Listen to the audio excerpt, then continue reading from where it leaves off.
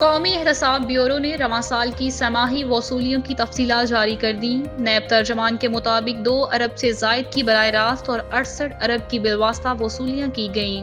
ترجمان نے بتایا کہ وصولیاں سرکاری اور نجی اراضی کی غیر قانونی منتقلی، قبضے سے متعلق مقدمات میں تھیں۔ برآمد شدہ رقوم متعلقہ متاثرہ اداروں کو واپس کر دی گئی ہیں۔ ترجمان نے بتایا کہ نیب 2050 ایکڑ محکمہ جنگلات کی سرکاری اراضی بازیاب کروائی ہے۔ نیب بلوچستان نے 45.6 ارب روپے مالیت کے 340 ایکڑ چلتن پارک کی اراضی واگزار کروائی گئی۔ نیب خیبر پختونخوا نے مختلف محکموں کے افسران کے خلاف انکوائری کیس میں 56 کروڑ روپے وصول کیے۔ ترجمان نیب نے بتایا کہ نیب لاہور کی جانب سے 70.87 ارب روپے کی وصولی کی گئی۔ اسی طرح نیب ملتان نے ہاؤسنگ اسکیم کے 13.206 ملین روپے برآمد کیے۔ نیب سکھر نے نیشنل ہائی وے اتھارٹی کی 8.53 ارب روپے مالیت کی 610 ایکڑ زمین کو قبضہ مافیا سے چھڑا لیا گیا۔ ترجمان نیب نے بتایا کہ براہ راست وصولیوں سے نیب نے 9.72 ملین روپے حکومت کو منتقل کیے۔ اس کے علاوہ 10.80 ملین صوبائی حکومتوں کو منتقل کیے گئے۔